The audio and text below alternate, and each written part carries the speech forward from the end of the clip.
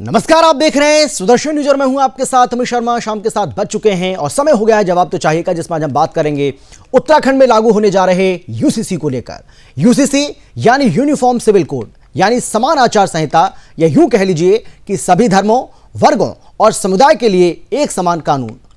पिछले 20 वर्षों से सुदर्शन न्यूज जिस मांग को लगातार उठा रहा था, आखिरकार हमारी वो मांग अब पूरी होने जा रही है।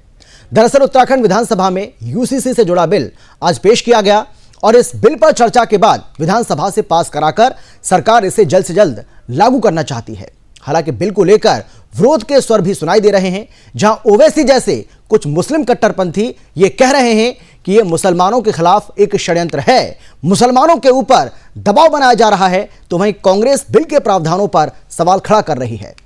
कांग्रेस ये सवाल पूछ रही है कि आखिर इस बिल से जनजाति महिलाओं को अलग क्यों रखा गया है। खैर, कोई कुछ भी कहे, लेकिन हजारों पर्सनल लॉज की जगह सभी के लिए एक समान कानून का सुदर्शन न्यूज स्वागत करता है, क्योंकि स्वतंत्रता के बाद देश के किसी भी राज्य ने यूसीसी को लागू करने की ओर कदम बढ़ाए हैं। हमें इस बात का गर्व भी है कि जिस मांग को हमने उठाया, देश की सरकारों को उस पर न केवल विचार करना पड़ा, बल्कि उसको लागू करने की पूरी तैयारी हो चुकी है। देश की स्वतंत्रता के बाद पहली बार किसी राज्य में आए इस बदलाव ने एक नई ऊर्जा का संचार किया है और इससे यह बात और ज्यादा पुख्ता हो जाती है कि देश की जनता अगर कुछ भी ठान ले तो सरकारों को उसकी सुननी पड़ती है। वैसे उम्मीद है कि उत्तराखंड से शुरू हुई यह बड़ी पहल बड़ा आकार लेते हुए देश में यूसीसी लागू होने का रास्ता प्रशस्त करेगी, क्योंकि एक देश में एक विधान ही चलेगा, दो नहीं। आज हमारी चर्चा जिन सवालों के इर्द गिर्द रहने वाली है, उसमें पहला सवाल यह कि मुसलमानों को यूसीसी से डर क्यों लग रहा है, और दूसरा सवाल यह कि कुछ मुस्लिम कट्टरपंथी यूसीसी के नाम पर मुसलमानों को क्यों भड़का रहे हैं। क्या मोदी सरकार के तीसरे कार्यकाल में यूसीसी पूरे देश में लागू हो जाएगा? और आखिर में सबसे बड़ा सवाल यह कि क्या उत्तराखंड ट्रेलर है और पूरी पिक्चर अभी बाकी है। चर्चा करेंगे, लेकिन पहले एक रिपोर्ट आपको हम दिखाते हैं, देखिए जरा।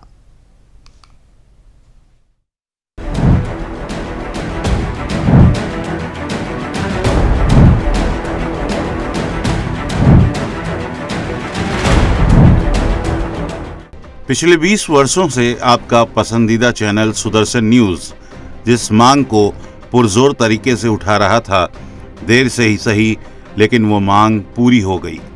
उत्तराखंड देश का पहला राज्य होगा जहां यूसीसी जल्द लागू होगा। आज विधानसभा में इस बिल को पेश किया गया। बिल को पेश करते हुए उत्तराखंड के मुख्यमंत्री पुष्कर सिंह धामी ने कहा कि प्रधानमंत्री के सबका साथ, सबका विकास, सबका प्रयास और सबका विश्वास और एक भारत श्रेष्ठ भारत के स्वप्न को साकार करने में ये बिल कारगर साबित होगा। जैसे ही सदन में बिल पेश किया गया तो पूरा सदन जय श्री राम और भारत माता की जय के उद्घोष से गूंज उठा। उत्तराखंड में यूसीसी लागू होने के साथ ही अब देश में भी यूसीसी का रास्ता खुल गया है।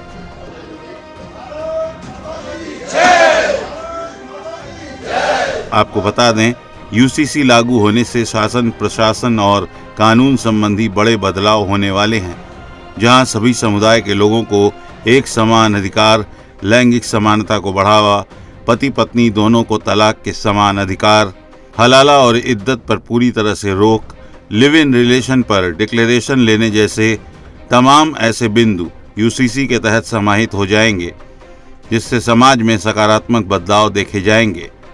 देश की स्वतंत्रता के बाद पहली बार किसी राज्य में आए इस बदलाव ने एक नई ऊर्जा का संचार किया है और इससे ये बात और पुख्ता हो जाती है कि देश की जनता अगर कुछ भी ठान ले तो सरकारों को उनकी सुननी पड़ती है। वैसे अब उम्मीद है कि उत्तराखंड से शुरू हुई ये बड़ी पहल बड़ा आकार लेते हुए देश में यूसीसी लागू होने का रास्ता प्रशस्त करेगी, क्योंकि एक देश में एक विधान ही चलेगा।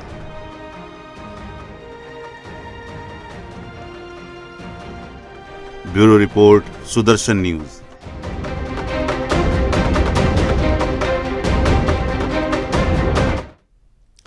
और चलिए अब आपको हम दिखाते हैं कि यूसीसी के पक्ष में और इसके विरोध में क्या कुछ कहा जा रहा है और कैसे कैसे तर्क दिए जा रहे हैं, जरा सुनिए। कॉमन सिविल कोड का मतलब ये नहीं है कि भाई वो मुस्लिम विरोधी है। कॉमन सिविल कोड का मतलब ये है कि देश की यूनिटी मजबूत होने के लिए, हिंदू समाज में जो गलत फहमियां है इस मुद्दे पर वो कम होने के लिए, और मुस्लिम समाज और हिंदू समाज एक साथ आने के लिए ये कानून होना बहुत बड़ा जरूरी है। और इसीलिए मुझे लगता है कि मुस्लिम पक्ष ने इसके संबंध में ऐसा निर्णय, एक विरोध में निर्णय नहीं लेना चाहिए। जिस तरह मुस्लिम समाज ने राम मंदिर के टाइम पर बहुत ही अच्छी भूमिका ली और शांति से पूरा देश रहा, तो उसी तरह मुझे लगता है भाई कॉमन सिविल कोड पर भी ये हम सब लोगों में भाईचारा मजबूत होने के लिए वो कॉमन सिविल कोड आवश्यक है। ये अपने दूसरे चरण में है। उत्तराखंड सरकार 10 साल से केंद्र सरकार है। नए नए शगुफे अभी चुनाव तक छोड़े जाएंगे, जिससे कि आप लोग बेरोजगारी पर, महंगाई पर, आर्थिक असमानता पर, बजट में कृषि पर खर्चा कम करने पर सवाल पूछिए। We are very happy what has happened and ये जो पास हुआ है रूल, जिसकी वजह से सारे महिलाओं के लिए बहुत ही अच्छा है, बहुत ही nice good news for them कि सबका बेनिफिट होगा इसमें। सब वर्ग के महिलाएं, not only Hindu, Muslim, Sikh, ईसाई, all kind of women will be benefited. They were deprived of many things for the last so many years, so उनके लिए अच्छा है। हमारी सरकार ने ये किया है, ये काम, इतना अच्छा काम, so I am very proud and I feel very happy. यदि कोई राज्य, किसी राज्य का जो रूलिंग क्लास है वो किसी समुदाय के पर्सनल व्यक्तिगत परंपराओं में, कानूनों में हस्तक्षेप करने के लिए, अपने वोट बैंक की राजनीति के लिए इसी यूनिफॉर्म सिविल कोड के नाम पर कोई कानून ले आए, तो उस राज्य के अंदर अशांति पैदा होगी नहीं होगी। मणिपुर की कल्पना करिए, कुकी और मैतेई समुदाय अलग अलग खड़े हैं, दोनों ट्राइब हैं, दोनों की अलग अलग परंपराएं हैं, कई परंपराएं अलग अलग हैं। यदि Meitei dominated state government uniform civil code के नाम पर एक कानून बनाती है जो कुकीज के परंपराओं में हस्तक्षेप करता है या उसको प्रतिबंधित करता है, तो उससे मणिपुर हमेशा के लिए अशांति की आग में चला जाएगा, नहीं चला जाएगा। तो सबके अपने अपने सवाल हैं। कांग्रेस क्या कुछ सवाल कर रही है ये भी आपने सुना। चर्चा करते हैं बिना समय गवाए। कौन कौन खास मेहमान हमारे साथ जुड़ गए हैं, सबसे पहले उनसे आपका हम परिचय कराते हैं। हमारे साथ बीजेपी की ओर से बीजेपी के प्रवक्ता खिमचंद शर्मा जी जुड़ गए हैं, स्वागत है सर आपका। इसके अलावा कांग्रेस के प्रवक्ता विजय कौशिक जी हमारे साथ जुड़ गए हैं, आपका भी स्वागत है सर। और इन सबके अलावा अधिवक्ता हैं सुप्रीम कोर्ट के मधु मुकुल त्रिपाठी जी, वो भी हमारे साथ जुड़ गए हैं, आपका भी स्वागत है। और मेहताब उस्मानी जी हमारे साथ आज फोन लाइन पर मौजूद हैं। आज हम भी चाहते थे कि वो हमारे साथ, जैसे हम सभी दिख रहे हैं, वो टीवी पर दिखाई दें, लेकिन ये जानकारी मिल रही है कि आज वो व्यस्त थे और इसी वजह से फोन लाइन पर हमारे साथ जुड़े हैं मेहताब उस्मानी जी, जो कि मुस्लिम स्कॉलर है। आपका भी स्वागत है। लेकिन सबसे पहले मेहताब उस्मानी जी, मैं आप ही के पास आ जाता हूं। भाई, ये कहा जा रहा है कि ये मुसलमानों के ऊपर एक दबाव बनाने की कोशिश की जा रही है, और ओवैसी तो ये कह रहा है कि ये मुसलमानों को न केवल भड़काने की कोशिश की जा रही है, उनको डराने की कोशिश की जा रही है, उनके ऊपर दबाव बनाया जा रहा है, बल्कि उनके खिलाफ एक बहुत बड़ा षड्यंत्र भी रचा जा रहा है।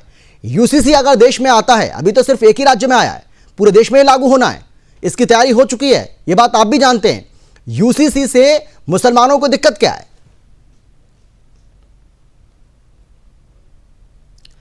मेहताब उस्मानी जी, आवाज आ रही है आपको मेरी? सुन पा रहे हैं क्या आप? चलिए, मुझे लगता है मेहताब उस्मानी जी के पास मेरी आवाज नहीं जा रही है, और जैसे ही उनके पास मेरी आवाज जाएगी हम उनसे चर्चा करेंगे, सवाल जवाब का जो सिलसिला है उसको आगे बढ़ाएंगे। लेकिन उसके पहले विजय कौशिक जी, आपके पास आ जाता हूं। कांग्रेस पार्टी के तमाम नेताओं के बयान हमने सुने हैं, और मुझे तो ऐसा लगता है कि यूसीसी के मुद्दे को लेकर कांग्रेस की एक परेशानी मुझे ऐसी देखने को मिल रही है कि कांग्रेस ना तो इसको उगल पा रही है और ना ही इसको निगल पा रही है। क्योंकि जब भी यूसीसी की बात की जाती है तो कांग्रेस को महंगाई की याद आ जाती है, कांग्रेस को बेरोजगारी की याद आ जाती है, कांग्रेस को युवाओं की याद आती है, महिलाओं की याद आ जाती है, किसानों की याद आ जाती है। यानी कि आप ऐसे तमाम मुद्दे उठाने की कोशिश करते हैं जिन मुद्दों का कोई बहुत ज्यादा इंपॉर्टेंस नहीं है। ये बात आप भी जानते हैं कि इन सब पर काम हो रहा है। देश जो है वो लगातार तरक्की कर रहा है, तरक्की की राह पर है, लेकिन उसके बावजूद भी क्योंकि मूल मुद्दे जो है वो सामने ना आए, इसके लिए आप दूसरा मुद्दा उठा देते हैं। सही कह रहा हूं क्या मैं, विजय कौशिक जी? क्या आप चैनल की तरफ से इस तरह की बात कर रहे हैं जैसे आप भाजपा के प्रवक्ता हो? नहीं, आप कुछ भी कहिए, लेकिन मैं सुदर्शन न्यूज का एंकर हूं और एंकर के नाते मैंने ये सवाल आपसे किया है। बोलिए आप। अगर आप भाजपा के प्रवक्ता हैं तब भी मैं आपको बधाई देता हूं जी। क्या आप अपनी लड़ाई लड़ रहे हैं? और आपको हमें बधाई देनी चाहिए कि हम भी अपनी लड़ाई लड़ रहे हैं। हाँ, आपको लगता है कि बेरोजगारी देश के लिए प्रमुख मुद्दा नहीं है, हमें लगता है कि है। अच्छा, आपको लगता है महिलाओं की बात करना व्यर्थ है, हमको लगता है कि नहीं, महिलाओं की बात होनी चाहिए। हमें लगता है कि भी बेरोजगारी की बात होनी चाहिए। तो जरूरी नहीं है कि जो आपके लिए मुद्दा नहीं है वो हमारे लिए मुद्दा ना हो। ठीक है। अच्छा, मैं पहले जवाब दे देता हूं आपकी बात का, उसके बाद आप अपनी बात पूरी कीजिएगा। जितनी भी बातें आपने कही हैं, कल प्रधानमंत्री नरेंद्र मोदी की ओर से संसद में एक एक बात का जवाब दिया गया है। उन्होंने महंगाई पर भी बात की है, उन्होंने बेरोजगारी पर भी बात की है, उन्होंने युवाओं की भी बात की है, उन्होंने महिलाओं की भी बात की है, उन्होंने किसानों की भी बात की है। एक एक बात का कल जवाब दिया गया है और उन्होंने ये बताया है कि पिछले 10 साल में किस तरीके से सरकार ने काम किया है। पहली बात, आपके सवाल का जवाब तो ये हो गया। दूसरा, मैं आपसे ये जानना चाहता हूं कि क्या यूसीसी देश के लिए जरूरी है या फिर नहीं? उत्तराखंड सरकार ने अच्छा काम किया या फिर नहीं? हाँ या ना?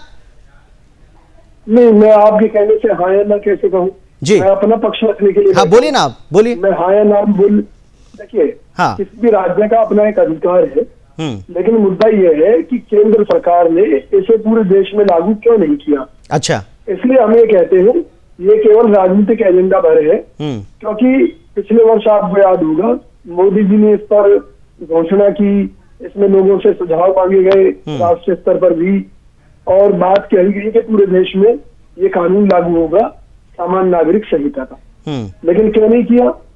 हमें जो जानकारी है उसके मुताबिक जो भाजपा के सहयोगी दल है उन्होंने ही विरोध किया। देखिए, बात हिंदू मुस्लिम की नहीं है, बात इस देश में सैकड़ों प्रकार की जाति जनजातियां हैं और सबके अपने अपने तौर तरीके हैं। देखिए, अगर कोई हत्या करता है तो देश का संविधान सबको एक ही लाठी से हाँकता है ना, चाहे वो मुसलमान हो, चाहे वो आदिवासी हो या कोई भी हो। बात उनके धार्मिक उसकी है मुद्दों की, तो हमें किसी चीज से कोई ऐतराज नहीं है।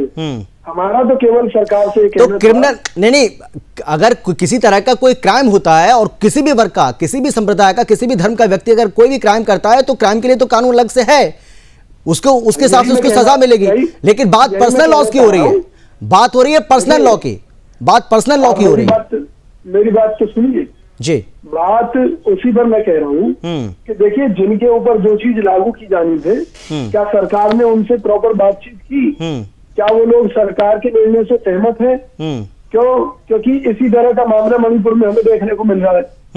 वहाँ मैतेई और कुकी समुदाय, बात केवल इतनी सी थी। देखिए, आप अगर ये कहेंगे, विजय कौशिक जी, अगर आप ये कहेंगे कि उत्तराखंड सरकार ने किसी से बिना विचार विमर्श किए, मैं ये कह रहा हूँ हाँ, इस नतीजे तक पहुंच गई, तो ये आप गलत कह रहे हैं। ये बात आप भी जानते हैं, बाकायदा एक कमेटी का गठन किया गया था। उस कमेटी ने एक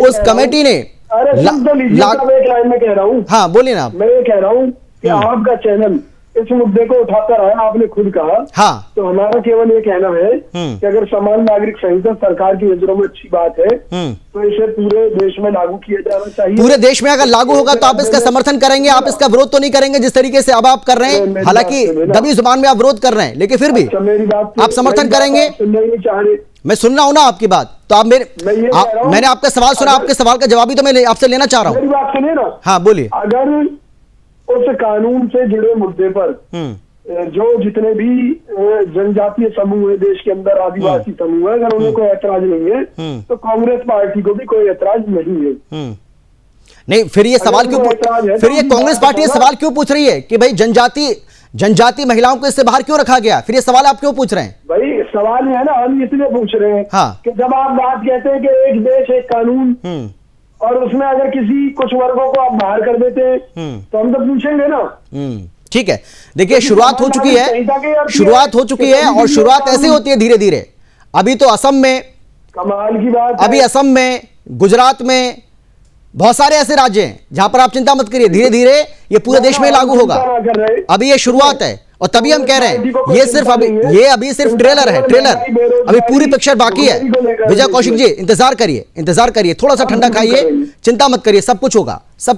हम चिंता नहीं करेंगे। ठीक है, चलिए मैं लौटूंगा आपके पास, मैं आऊंगा आपके पास। मेहताब उस्मानी जी मेरे साथ बने हुए हैं, मेरे साथ एक बार फिर से जुड़ गए हैं। मेहताब उस्मानी जी, सवाल मेरा आपसे यही है कि आखिर मुसलमानों को यूसीसी से डर कैसा? यूसीसी से मुसलमान डर क्यों रहे हैं? क्यों वो ये कह रहे हैं कि हमारे खिलाफ षड्यंत्र रचा जा रहा है, हमें दबाने की कोशिश की जा रही है? देखिए, ऐसा है जी, मुसलमानों का एक, जैसे कहते हैं ना कि उसके सहारे के रूप में इस्तेमाल किया जा रहा है। आजकल राजनीति में वही हो रहा है। अच्छा, जो भी कोई भी एजेंडा हो, ये नहीं खाली इसका सिविल कोड का या उसका एजेंडा नहीं, कोई भी आप उठा लीजिए, सब में एक मुसलमानों को एक जैसे प्रेजेंट करते हैं ना सामने से कि ये चीज है मेरे पास, इसके विरुद्ध है हर चीज, तो मुसलमानों को उस तरीके से प्रेजेंट किया है। हर चीज को ये दिखाया जा रहा है कि ये मुसलमानों के खिलाफ है। आपको कितने मुसलमानों ने कहा खिलाफ है या सही है? आप हमारे कहने से, एक पहली बात तो ये, ना तो सरकार हिंदुस्तान के मुसलमान के कहने से कोई फैसला बदलेगी, ना हमारे कहने से कोई फैसला लेगी। सरकार का अपना मत है, वो जब चाहे जैसे चाहे फैसला ले। आपने ओवैसी का बयान सुना क्या? आपने ओवैसी का बयान सुना क्या? आपने उन जिनको आप कहते हैं, हाँ, क्या उन मौलाना को, नहीं, जिनको आप अपना देश के प्रधानमंत्री, जिनको आप अपना धर्मगुरु बोलते हैं, जिनको आप अपना धर्मगुरु बोलते हैं, उन मौलानाओं का बयान सुने क्या आपने? अरे सुन लीजिए ना, यूसीसी को लेकर उन्होंने क्या कुछ कहा है? उनके कहने से काम तो बिना सुने आप कैसे कह सकते हैं कि किसी ने कुछ नहीं कहा? उनके कहने से काम क्यों नहीं करते? ओवैसी तो हर चीज के लिए विरोध करते हैं, फिर आप करते क्यों नहीं? उन चीजों को लागू क्यों करते हैं? नहीं, ओवैसी तो सिर्फ मोहरा है, ओवैसी तो सिर्फ मोहरा है, कहानी इसके अलग है, कहानी इसके ऊपर है। क्या ये बात आप भी जानते हैं? आप ये बताइए। नहीं, आप ये बताइए, चलिए ठीक है, आप छोड़िए ना ओवैसी को, छोड़िए, चलिए ओवैसी को छोड़िए, आप अपनी बताइए, क्या यूसीसी देश के लिए जरूरी है या फिर नहीं? उत्तराखंड सरकार ने अच्छी पहल की है कि नहीं? सरकार देश में वो काम करेगी इस वक्त जो मुसलमानों के खिलाफ होगा। क्या यूसीसी को उत्तराखंड सरकार द्वारा लागू किया जाना अभी लागू नहीं हुआ है, लागू होने वाला है, तो क्या ये मुसलमानों के खिलाफ है या नहीं? 3 तलाक आपके लिए बनाया था कानून, हमारे लिए बनाया था। मैं सर बनाया था 3 क्या बात कर रहे हैं? मैं आपसे सवाल कर रहा हूँ, आप जवाब नहीं दे रहे हैं। हमसे पूछा था, मैं तो जो बात आप कर रहे हैं मैं उसी का जवाब आपसे लेना चाह रहा हूँ। पहले कानून बनाने से आप जो बात कर रहे हैं मैं वही जवाब आपसे लेना चाह रहा हूँ। मैं आपसे ये जानना चाह रहा हूँ, मैं मेहताब उस्मानी जी आपसे जानना चाह रहा हूँ कि यूसीसी क्या मुसलमानों के खिलाफ है, या आपको लगता है कि ये सही फैसला है, इसको देश में भी लागू होना चाहिए? आपने फिर भी लागू किया, हमने इतना विरोध किया तब भी आपने लागू किया, हमने इतना विरोध किया 3 तलाक के लिए तब भी आपने लागू किया, तो हमारे कहने से रुक जाओगे क्या आप? ये तो आपने एजेंडा बना रखा है, ये तो आपका राजनीतिक एजेंडा है। अच्छा, हम काम ही वो करेंगे। हाँ, तो करो ना, फिर हमसे पूछते क्यों? अच्छा, जो आपका दिल करे वो करो। हाँ, ना तो देश में मानवाधिकार का कोई वो रहा है, कुछ नहीं है देश में इस वक्त, सिर्फ आपकी तानाशाही है। नहीं, आप ये बताइए ना, आपको ऐसा क्यों लग रहा है कि सिर्फ मुसलमानों के खिलाफ है? भाई इसमें तो हिंदू भी आ रहे हैं, इसमें तो सिख भी आ रहे हैं, इसमें तो ईसाई भी आ रहे हैं, इसमें तो बौद्ध हैं, जैन, सब है इसमें। अरे आपको भी तो लग रहा है कि आप फिर बौद्ध और जैन उनसे क्यों नहीं पूछते? मैं ये कह रहा हूँ, पेट में दर्द सिर्फ मुसलमानों के क्यों हो रहा है? सिर्फ यूसीसी से पेट में दर्द सिर्फ मुसलमानों के ही क्यों हो रहा है? धर्मगुरु से पूछा आपने? और किसी समुदाय को किसी तरह की कोई आपत्ति क्यों नहीं है? आप बताइए ना, इस पर मौलाना ही क्यों बोल रहे हैं? आपने ये पूछा इस पर ओवैसी ही क्यों बोल रहा है? आपको आपत्ति है या नहीं है? आप ये बताइए ना, आपत्ति भी होगी, क्या कोई ईसाई बोला? करोगे क्या?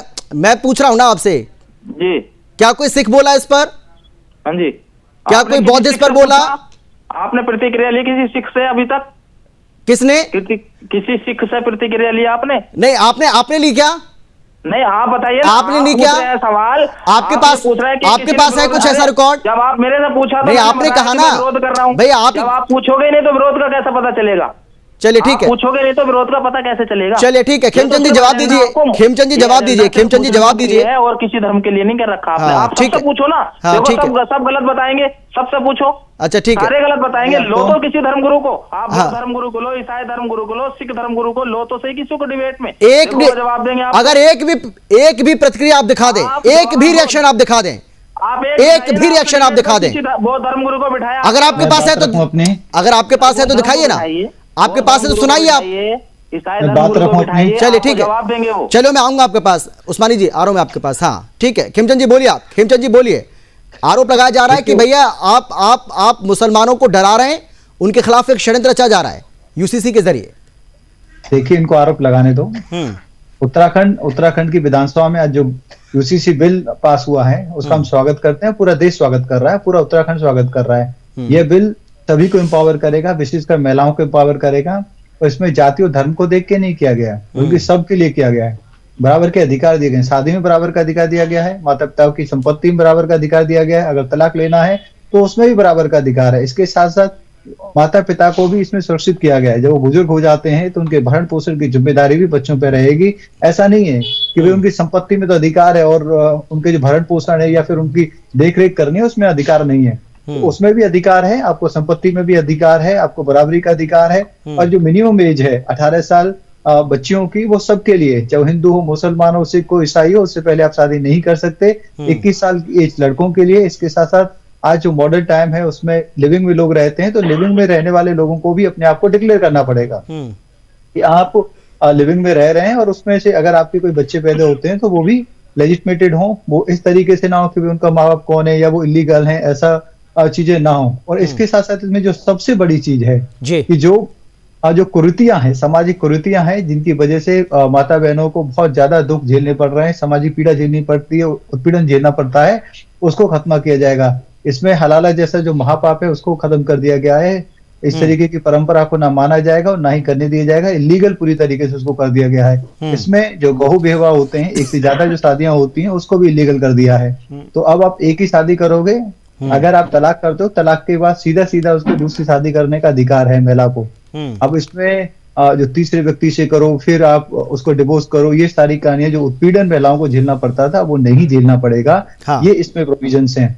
तो इसके लिए मैं आपको बता दूं, जो मैंने भी फीडबैक लिया है, सब लोग खुश हैं, हिंदू भी खुश हैं, मुसलमान भी खुश हैं, सिख भी खुश हैं, ईसाई भी खुश हैं। कुछ वो कट्टरपंथी जो हलाला में इन्वॉल्व रहते थे, जो हलाला का मजे लेते थे, वो लोग सिर्फ दुखी हैं, वही पीड़ित हैं। वो कट्टरपंथी दुखी हैं, वही सिर्फ चिल्ला रहे हैं, क्योंकि उनकी इनकम भी होती थी। जो हलाला करके भाई उनको एक फेक शादी करानी है, फिर उसको कस्टम्स निभाने, बहुत सारी चीजें हैं। और उसके अलावा वो माता बहनों का उत्पीड़न भी करते थे। ऐसे लोग परेशान हैं। इसके अलावा जो उत्पीड़न होती थी ऐसी बहनें, वो बहुत खुश हैं, या हो सकती हैं वो बहुत खुश हैं। और उनको अब गारंटी मिल गई कि भाई एक एक व्यक्ति 3-3, 4-4 शादियां नहीं करेगा। एक व्यक्ति एक परिवार को चलाता नहीं है, वो 3-3 शादियां करके उनको उनके हाल पे छोड़ देता है। तो ये सारी जो कुरीतियां हैं वो समाप्त होंगी। हमारा जो उत्तराखंड है वो विकसित उत्तराखंड बनेगा, अच्छा उत्तराखंड बनेगा, जो देवभूमि है, देवभूमि के अनुसार जो देवताओं के जो लक्षण होते हैं, वैसे लक्षणों के साथ हमारी समाज आगे बढ़ेगी, देश के विकास में कंट्रीब्यूट करेगी। और हमें उम्मीद है कि उत्तराखंड बिल्कुल सही बात है। और मुझे तो ऐसा लग रहा है कि मुस्लिम बहनों को न्याय ना मिले, मुस्लिम बहनों को न्याय ना मिले, वो गुलाम बनी रहे, यही इनकी सोच है। मेहताब उस्मानी जी, ऐसा क्यों लग रहा है मुझे? भाई आप ही कह रहे हो, मुझे तो पता नहीं। मुस्लिम महिला तो हमारे यहाँ भी आज तक किसी ऐसा नहीं कहा। आप जैसे बोलते हो कि मुस्लिम महिलाओं को तो आप अगर 3 तलाक के ऊपर आप सवाल खड़ा करेंगे, 3 तलाक के ऊपर अगर सवाल खड़ा करेंगे तो मैं तो पूछूंगा ना आपसे। अब यूसीसी को लेकर है और उनको समान अधिकार दिए गए, अगर उनको जो मुसलमान पुरुषों को जो अधिकार मिल रहा है वही मुस्लिम बहनों को मिलेगा, मुस्लिम महिलाओं को मिलेगा। अब इस पर भी आपको आपत्ति है, तो मैं तो यही मानूंगा ना कि आप उनको गुलामी बना रखना चाहते हैं। आप चाहते हैं कि वो आपकी गुलामी करती रहें। अगर आपको मुस्लिम महिलाओं का दर्द जानना है तो आपको मुस्लिम बनना पड़ेगा। मुस्लिम बनो, मुस्लिम महिला से आप हिंदू बनिए ना, आप हिंदू बनिए, आपका स्वागत करेंगे हम। आप अपना धर्म परिवर्तन करिए, आप अपना धर्म परिवर्तन करिए, आप घर वापसी करिए, स्वागत है आपका, स्वागत है आपका, हम स्वागत करेंगे आपका। चलिए मैं आ रहा हूँ मेहताब उस्मानी जी, मैं आ रहा हूँ आपके पास। आप ट्रैक से भटक रहे हैं, आप ट्रैक से भटक रहे हैं, मैं मुद्दे पर आप बात ही नहीं कर रहे हैं। बताइए महिलाओं के बारे में। अरे घर वापसी आप करिए, आपको पता है कि आपके पूर्वज कौन है, आप मुझे कह रहे हैं बताइए। इतना डरता तो क्या फिर? आपको पता है ना आपके पूर्वज कौन है? भाई घर वापसी तो आपको करनी चाहिए, आप मुझे बोल रहे हैं, बताइए। मैं खुश हूँ, मैं खुश हूँ। हिजाब मत पहनो, वो मुस्लिम महिला नहीं थी, ठीक है, अधिकार नहीं था। चलिए आते हैं आपके पास, आते हैं आपके पास। 28 मिनट हो चुके हैं और मधुमुकुल त्रिपाठी जी से एक भी सवाल नहीं कर पाया हूं मैं। सुप्रीम कोर्ट के अधिवक्ता हैं मधुमुकुल त्रिपाठी जी। देखिए, संविधान की बात करते हैं, ये लोग कहते हैं कि भाई हम तो संविधान में भरोसा करते हैं, हम लोकतंत्र में भरोसा करते हैं, तो संविधान तो समानता की बात करता है ना। और जब समानता का अधिकार अगर दिया जा रहा है तो उसका विरोध किया जा रहा है। ठीक है, ये बात सही है कि संविधान ये भी कहता है कि सभी धर्म के लोगों को अपने धर्म का पालन करने की अनुमति है, वो अपने धर्म का अनुपालन कर सकते हैं अपने तरीके से। लेकिन जब समानता की बात आती है तो वो भी तो उसी संविधान में लिखा हुआ है। कानून के मुताबिक यूसीसी को कैसे देखा जाए? देखिए अमित जी, सबसे पहले तो मैं बड़ा शॉक्ड हूं कि प्रलाप, 2 व्यक्ति प्रलाप कर रहे हैं। भारत के संविधान में जो directive principle of state policy है जी 44, उसको ये लोग कोई पढ़े नहीं है, क्योंकि इनको संविधान से लेना देना नहीं है, न तो कांग्रेस को रहा है और न तो उन महाशय को है। मैं केवल एक प्रश्न पूछना चाहता हूं कि यदि ये संविधान को प्राथमिकता देते हैं तो आर्टिकल 14 कानून के समक्ष जो है सबको समान समानता देता है, क्या उसको मानते हैं? यदि ये पर्सनल लॉ को मानते हैं तो मेहताब उस्मानी से पूछिए कि क्या शरिया के तहत यदि कोई आदमी चोरी करते हुए पकड़ा जाता है तो उसको सजा दी जाए? क्या कोई आदमी मर्डर करता है तो शरिया के तहत दिया जाए? बिल्कुल सही ये उसमें भाग जाएंगे। ये अपने केवल आवश्यकता अनुसार, अपने सुविधा अनुसार किसी कानून को तोड़ने और मरोड़ने का कोशिश करते हैं। और रही बात सर्वोच्च न्यायालय की, संविधान के व्याख्या के समय में सर्वोच्च न्यायालय ने कई जजमेंट्स में यहां तक कह दिया कि डेड लेटर है 44। मोहम्मद अहमद खान, शाहबानो बेगम 1984 में सुप्रीम कोर्ट ने कहा कि यूसीसी क्यों नहीं लागू होती। जॉर्डन डिगान और एसएस चोपड़ा के मैटर में कहा, इसमें क्लियर कट कहा। फिर शबनम हाशमी के मैटर में कहा, फिर ABC versus state of city में कहा, फिर शाह बानो में कहा, फिर जॉन वेलमेट्टो में कहा। यानी लगातार कम से कम 50 जजमेंट मैं आपको गिरा सकता हूं जिसमें सर्वोच्च न्यायालय ने कहा कि भारत में एक समान कानून क्यों नहीं है। यदि एक समान कानून होता है तो जुडिशरी का बोझ कम होगा। आप सोचिए, फैमिली कोर्ट में चले जाइए, फैमिली कोर्ट में जाकर आपको आश्चर्य होगा, जज एक ही है लेकिन उसको अलग अलग 2 विषयों को सुनना पड़ रहा है फैमिली मैटर को। हमारे महाशय विजय कौशिक कह रहे थे, महाशय को मैं याद दिला दूं कि संविधान सभा में जब बहस हो रही थी, बहस के समय पॉइंट उठा था। ये महाशय एक नेहरू हुआ करते थे, उन्होंने हिंदुओं के लिए तो हिंदू कोड बिल 1956 में ला दिया, जबकि क्या उसमें इन्होंने किसी से जाकर के पूछा था? इन्होंने इमरजेंसी में जब सारे एमपी जेल में थे तब कॉन्स्टिट्यूशन के आत्मा के खिलवाड़ करते हुए उसमें सेकुलर और सोशलिस्ट डाल दिया। क्या इन्होंने किसी से पूछा था? नहीं। ये अपने अनुसार कांग्रेस जो है इस देश को तोड़ने के लिए, इस देश को विघटित कर देने के लिए, यहाँ के गौरव को खत्म कर देने के लिए जो कुछ करना है वो करती है। बिल्कुल। इसलिए कांग्रेस विरोध कर रही है। अब जहां तक विकास की बात आती है, ये मुस्लिम महोदय से पूछिए कि क्या ये शरिया के तहत मर्डर का ट्रायल चाहेंगे? क्या चोरी का ट्रायल चाहेंगे? इनसे पूछिए, ये कहेंगे नहीं। अगर वो नहीं तो ये क्यों? क्योंकि एक बहुत अच्छी बात आपने कही, इनको क्षमा चाहता हूं, मुझे शर्म आ रही है, इनको महिलाएं चाहिए हलाला के नाम पर, हलाला के नाम पर महिलाएं चाहिए इसलिए विरोध कर रहे हैं। इनको चाची, मौसी, ताई जो अच्छी लगी उससे शादी कर लेना है, उसका विरोध कर रहे हैं, क्योंकि यूसीसी लागू होने से वो नहीं कर पाएंगे। बिल्कुल। तो इनके विरोध का कारण ये है। और कांग्रेस को सपोर्ट करने का क्या है? उनका फंडामेंटलिज्म और देश का विरोध होना। वस्तुतः ये यूसीसी भारत के विकास के लिए, संविधान की पुष्टि के लिए, न्यायालयों में बोझ कम करने के लिए अत्यंत आवश्यक है। बिल्कुल। और इसको सर्वोच्च न्यायालय की मान्यता है, अनुमति। ठीक है, ठीक है सर, पानी पीजिए आप, एक बार फिर से आपके पास हम लौटेंगे। मेहताब उस्मानी जी जवाब दीजिए भाई। वो जो सीधा सवाल आपसे कर रहे हैं वो ये पूछ रहे हैं कि भाई अगर आप शरिया कानून को प्राथमिकता देते हैं, अगर आप शरिया कानून को प्राथमिकता देते हैं तो अगर कोई चोरी करता है तो उसको, आपको लगता है कि शरिया कानून के मुताबिक की सजा मिलनी चाहिए? क्या आप उसके लिए तैयार होंगे? बिल्कुल, शरिया के हिसाब से सजा मिलनी चाहिए। देखो इसमें नहीं है कि गल्फ कंट्रियों में सारों में शरिया के हिसाब से सजा मिलती है। चोरी ये गल्फ कंट्री थोड़ी है, ये वहाँ खुला छोड़ देते हैं। अरे हिंदुस्तान में नहीं होगा ना ऐसा, घर खुले छोड़ देते हैं वहाँ। आप ये देख, आप क्या बात कर रहे हैं आप? देखिए, अरे मुस्लिम कंट्रीज में तो शरिया कानून लागू है, तो करेंगे, लेकिन हिंदुस्तान में शरिया कानून लागू करवाना चाहते हैं क्या आप? कब मिलेगी इसका कोई प्रावधान नहीं है। मेहताब उस्मानी, 2-4 साल, आप हिंदुस्तान की बात कर रहे हैं, हम और आप हिंदुस्तान की बात कर रहे हैं, हम बात भारत की कर रहे हैं। मैं फोन काट देता हूँ सर।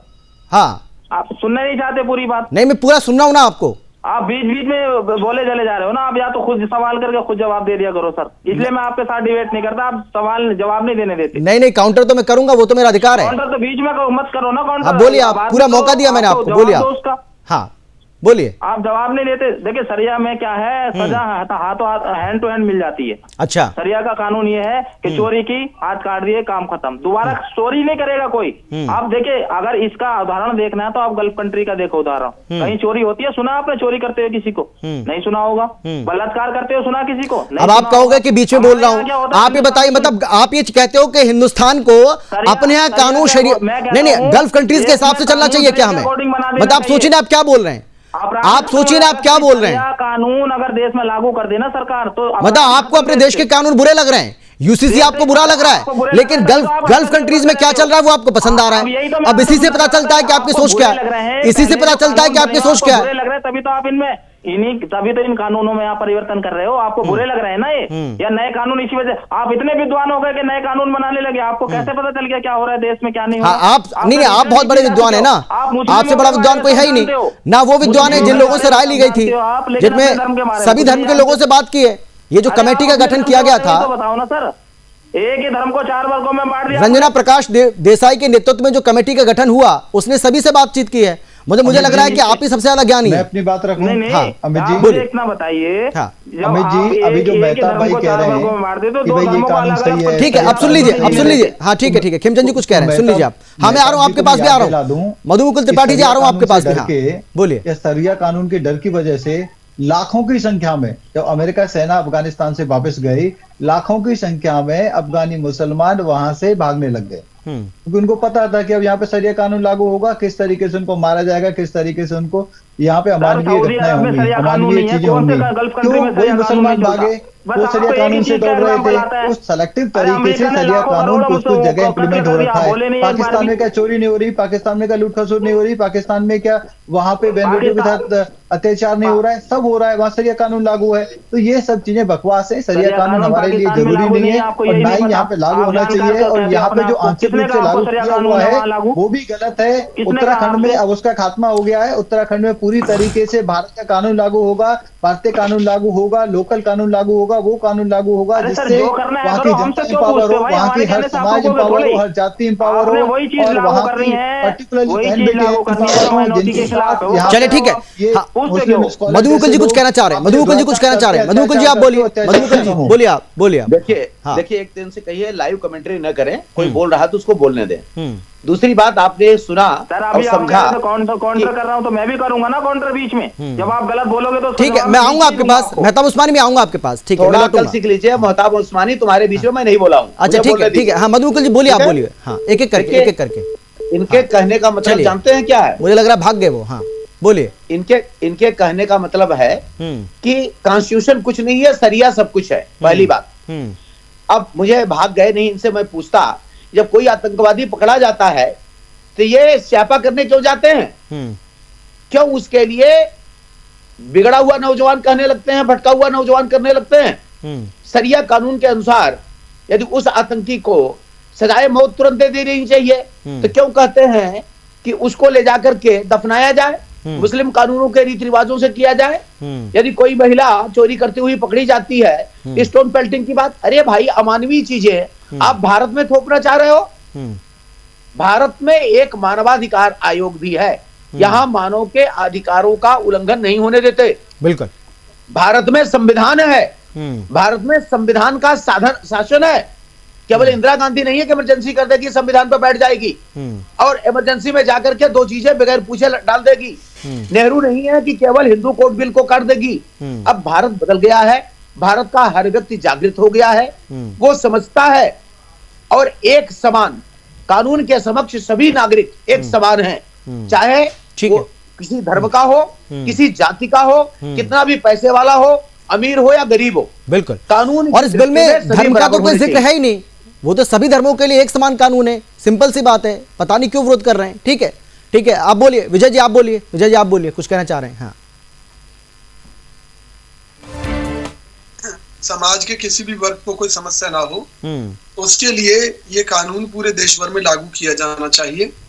एक राज्य में लागू होने से क्या है कि जो लोग उस कानून से बचना चाहते हैं वो भागकर दूसरे राज्य में चले जाएंगे, एक भगदड़ की सी स्थिति बनेगी।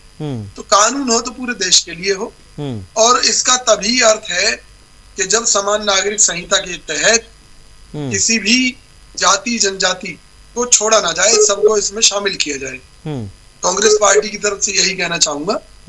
और ये कहना चाहता हूं कि माननीय मोदी जी, आपके पास इसके अलावा और भी बहुत सी जिम्मेवारियां हैं, जिनमें महंगाई है, बेरोजगारी है, विदेशी कर्ज है, विदेशी व्यापार घाटा है, 100 स्मार्ट सिटी बनाने का जो आपने वादा किया था वो भी है, 350 गांवों को आदर्श बनाने का वादा किया था वो भी है। बहुत से मुद्दे हैं जिन पर आप फेल हैं। आपने विदेशों से काला धन वापस लाने की बात कही थी, उसमें भी मोदी सरकार फेल है। तो देश को बचाने की बात मोदी सरकार को करनी चाहिए, ये उनकी नैतिक जिम्मेवारी है। केवल जुमलों से काम नहीं चलेगा।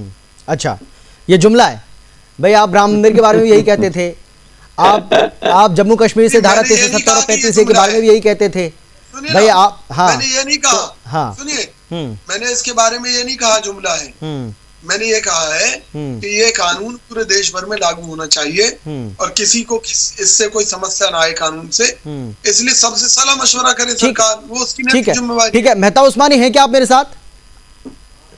हाँ, मेहता उस्मानी, आवाज आ रही है आपको मेरी? सुन पा रहे हैं क्या आप? हाँ बोलिए जल्दी से, 10 सेकंड में आखिरी कमेंट आपका, जल्दी से। सर, मेरा मानना है सरकार जो भी कानून बनाए ना, मुसलमानों से ना पूछे, जो उनका दिल करे वो कानून बनाए। हमारा कोई रिएक्शन नहीं है। जो दिल करे वो करो। अच्छा, आपका, क्योंकि कहना वहाँ अच्छा लगता है जहाँ सुनी जाए, यहाँ तो सुनी नहीं जाती, तो हमारा कहना ही बेकार है। इसलिए हमसे ना पूछे, जो दिल करे वो कानून बनाए देश। अच्छा ठीक है, फिर पूछा नहीं जाएगा तो कहेंगे हमसे पूछा नहीं, पूछ रहे हैं तो कह रहे हैं कि हमसे। हाँ, पूछने से भी देखिए, पूछने से भी कोई फर्क नहीं पड़ता। चलिए ठीक है, तो जाती नहीं है। ठीक है, जल्दी से खिमचंद जी, 10 सेकंड में जल्दी से। सबसे पूछा गया है और मुस्लिम महिलाएं इससे बहुत खुश हैं, मुस्लिम लोग भी बहुत खुश हैं। सिर्फ कुछ कट्टरपंथी जो मिसयूज करते थे। बिल्कुल सही बात, बिल्कुल ठीक है। मधुमुकुल जी जल्दी से, आखिरी कमेंट आपका। मधुमुकुल जी जल्दी से। देखिए, राष्ट्र के विकास के लिए अत्यंत आवश्यक है कि समान नागरिक संहिता संपूर्ण भारत में लागू हो, कानून के समक्ष सभी नागरिक। और ऐसा लग रहा है मधुमुकुल त्रिपाठी जी कि अब देश जो है वो उस दिशा में आगे बढ़ भी चुका है। बहुत धन्यवाद आप सभी का मेरे साथ जुड़ने के लिए, चर्चा में शामिल होने के लिए। देखिए, बीजेपी के 3 प्रमुख एजेंडे थे। पहला, राम मंदिर का निर्माण हो, राम मंदिर का निर्माण हो चुका है। दूसरा जो मुद्दा था प्रमुख, वो ये था कि जम्मू कश्मीर से धारा 370-35 को खत्म किया जाए, वो हो चुका है। और तीसरा जो प्रमुख मुद्दा है वो है यूसीसी का, और यूसीसी की तरफ भी अब कदम सरकार ने बढ़ा दिए हैं। एक राज्य में ये लागू होने जा रहा है, उसके बाद बीजेपी शासित तमाम जो राज्य हैं वो भी इसकी पहल कर रहे हैं। कई राज्य ऐसे हैं जहां पर कमेटी का गठन भी इसके लिए अब किया गया है, कई इसकी तैयारी कर रहे हैं। तो कुल मिलाकर के आप ये कह सकते हैं कि एक देश के अंदर अब 2 विधान नहीं चलेंगे, विधान एक ही चलने वाला है, और इसी दिशा में देश जो है वो बढ़ रहा है। फिलहाल इतना ही। देश और दुनिया की बाकी खबरों के लिए आप देखते रहिए सुदर्शन न्यूज़। नमस्कार।